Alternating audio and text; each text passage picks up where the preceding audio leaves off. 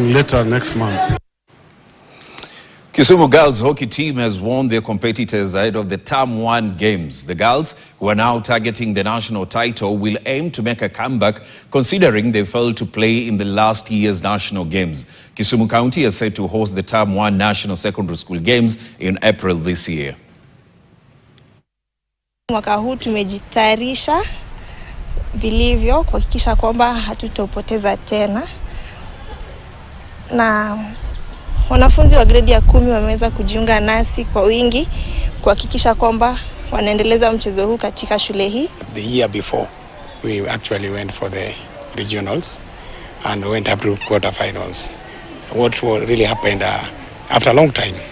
So we built the team and it was really painful to be beaten at the regional level.